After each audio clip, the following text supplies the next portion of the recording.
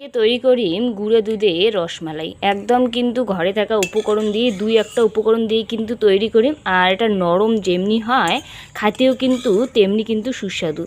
ছানা রসমালাইয়ের থেকেও কিন্তু এটা দারুণ খেতে হয়। আর ভিডিওটা দেখলে ছোট থেকে বড় সবাই কিন্তু এটা তৈরি করে পাবে, আর সবার কিন্তু এটা পছন্দও হবে। এটা কিন্তু দেখতে যতটা সুন্দর খেতে কিন্তু তার থেকেও বেশি সুন্দর। আর এটা একদম কিন্তু নরম একটা রসমালাই। কাটে দেখে লাগছে, দেখো কতটা নরম আর কতটা এটা কিন্তু সুন্দর হচ্ছে, সেটা দেখিয়েই বুঝি লাগছে। তো চলো দেরি না করে একদম রেসিপিটা কিন্তু শুরু করে দাও। নমস্কার বন্ধুরা, তোমার চ্যানেল রূপসী পাকশালায় তোমাগুলোকে আরও একবার স্বাগত জানাই। আজকে দুর্দান্ত স্বাদের একটা রেসিপি তোমার সাথে শেয়ার করিম, সেটা হচ্ছে গুঁড়ো দুধের রসমালাই। একদম নরম তুলতুলে, খাইতে কিন্তু জাস্ট অসাধারণ লাগে। তো চলো রেসিপিটা শুরু করে দাও।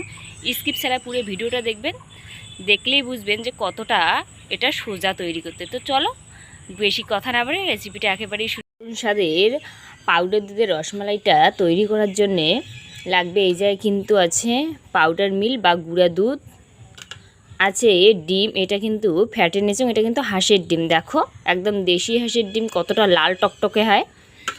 আছে হচ্ছে বেকিং কিন্তু এটা পাউডার, আর আছে চিনি, আছে হচ্ছে ছোট এলাচ দুইটা, এটা কিন্তু মুখ ফাটে নেওয়া আছে।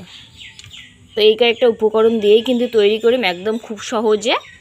তার জন্য এরকম একটা পাত্র নিলাম বা থালা, এটা দিয়ে দিন গুঁড়ো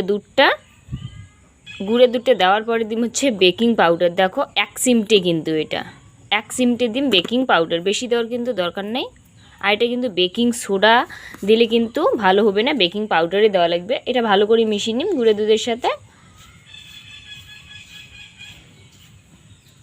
তারপরে অল্প অল্প কিন্তু ডিমটা মিশান, একবারে কিন্তু এক গাদা মিশে যাবে না, নইলে কিন্তু এটা হওয়ার পায়, পাতলা হওয়ার পায়। তো অল্প অল্প মিশিয়ে এটা তৈরি করে নিন। দেখো হাঁসের ডিম কিন্তু লাল টকটকে হয়, আর এমনি যে নর্মাল ডিম এটা কিন্তু এইভাবে লাল হয় না।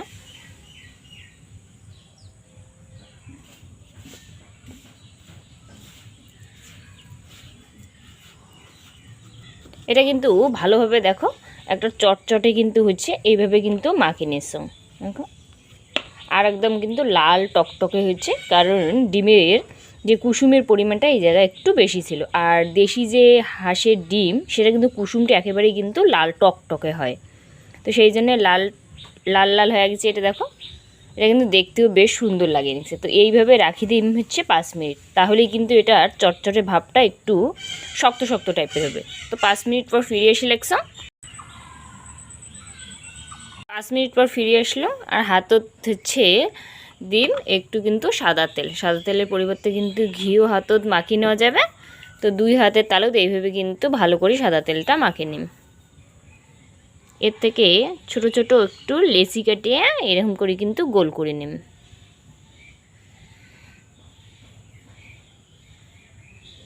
এটা কিন্তু অনেকটা ফুলবে, তো সেই জন্য এতটুকু করে গোল করে নিলাম। এটা কিন্তু একটু লম্বাটিও করে নেওয়া যাবে, তো যার যেরকম শেপ তাই পছন্দ করে তাই কিন্তু সেই রকম দিয়ে পায়। মুই গোলটায় দিন ছোট ছোট করে গোল করে তৈরি করি ঠিক এইভাবে। তো সবগুলি কিন্তু এইভাবেই তৈরি করে নিন, একদম ছোট ছোট। দেখো কতটুকু করে সবগুলো কিন্তু ছোট ছোট দেখো বলের মতো করে তৈরি করে নিয়েছে। এটা কিন্তু একেবারেই ছোট ছোট করে তৈরি করে নিয়েছে। আর দেখো হাফ বাটি গুঁড়ো দুধ দিয়ে কিন্তু এতগুলো হচ্ছে, আর দেখতেও কিন্তু সুন্দর হচ্ছে হাঁসের ডিমটা দেওয়ার ফলে। এবার কড়াই দিচ্ছ হচ্ছে দুধটা কিন্তু ভালোভাবে গরম করে নেওয়া লাগবে। এইটি মিডিয়াম হচ্ছে 2টা এলাচ, দেখো মুখটা কিন্তু ফাটে নেওয়া আছে যাতে সেন্টটা ভালো হয়। তো এটা একটু ফোটার জন্য কিন্তু অপেক্ষা করা লাগবে। আর এই টাইমে এলাচ দেওয়ার ফলে কিন্তু এলাচটা খুব ভালো সেন্ট হবে দুধের সাথে। এটা 2 মিনিট পরে কিন্তু দুধটা দেখো হালকা হালকা ফুটছে। এই টাইমে দিন হচ্ছে স্বাদ মতো চিনি, এটা 2 চামচ দিয়ে দিন, কারণ গুঁড়ো দুধে কিন্তু অনেকটা মিষ্টি থাকে। আর রসমালাই কিন্তু বেশি মিষ্টি হলে খাইতে কিন্তু ভাল লাগে না, তবে মিষ্টিটা নিজের স্বাদ অনুযায়ী। আর চিনিটা ভালোভাবে এইভাবে কিন্তু নাড়াচাড়া করে গলে নেওয়া লাগবে।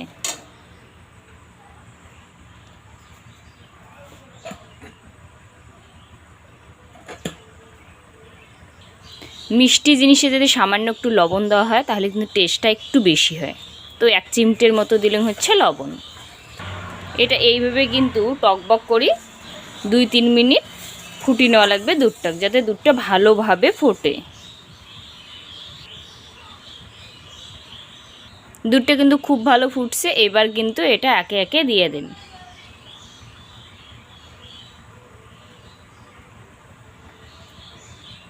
সবগুলো কিন্তু দিয়ে দিন এইভাবে। আর এই টাইমে কিন্তু গ্যাসের আঁচটা একেবারেই লো করে দিন।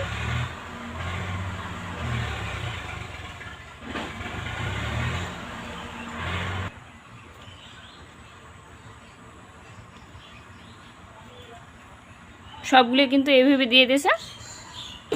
এবার কিন্তু হালকা আছে এটা 5 মিনিটের মতো রান্না করে নিন। দেখো এটা কিন্তু দেওয়ার 2-3 মিনিট পরে পরেই দেখো উপরে ভাসিয়ে এসে লাগছে, আর কিন্তু এটা বেশ কিন্তু ফুলবে। তো এইভাবেই রান্না করে নিন। এটা কিন্তু ঢাকনা দেওয়ার দরকার নেই, এইভাবে রান্নাটা করলেই কিন্তু এটা হয়ে যাবে। আর মাঝে মাঝে একটু এইভাবে নাড়াচাড়া করে দিন। দেখো কতটা ফুলছে। তো এটা আরও কিন্তু একটু ফুলবে।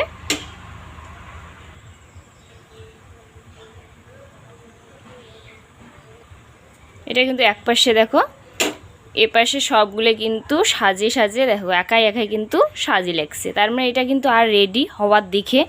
এরকম কিন্তু সেম কিন্তু রসগোল্লাও যখন উলট পালট করি নিজে নিজে কড়াইয়ের এরকম একদম গোল হবে, তার মানে তখন কিন্তু রসগোল্লাও রেডি। আর এটা আর 1-2 মিনিট এইভাবে রান্না করলেই কিন্তু এটা রেডি।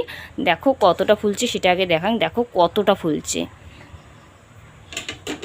আর এটা কিন্তু একা একা বেশ ঘোরাঘুরি করে লাগছে।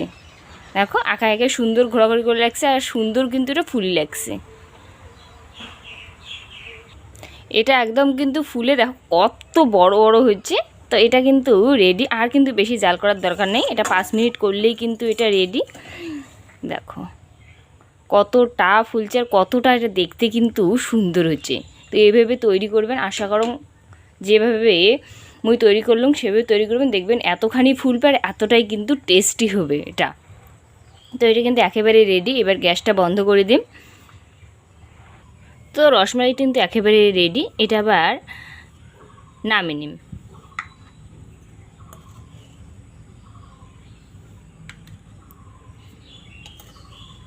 একবার হলো বাড়িতে এইভাবে কিন্তু ট্রাই করবেন, দেখবেন কতটা সুন্দর হয় খেতে আর কতটা নরম হয়। তো এতক্ষণ রেসিপিটা দেখার জন্য কিন্তু অনেক অনেক ধন্যবাদ। আশা করুন রেসিপিটা ভালো লাগছে। ভালো লাগলে কিন্তু অবশ্যই লাইক কমেন্ট শেয়ার করে ভুলবেন না।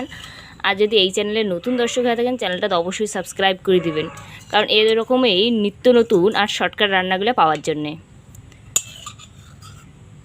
আর যারা যারা এই চ্যানেলটাকে সাবস্ক্রাইব করে দিয়েছেন তাদেরকে কিন্তু অসংখ্য ধন্যবাদ। এইভাবেই পাশে থাকবেন যাতে আরও সুন্দর সুন্দর রান্নাগুলো তোমার সামনে নিয়ে আসি পাং।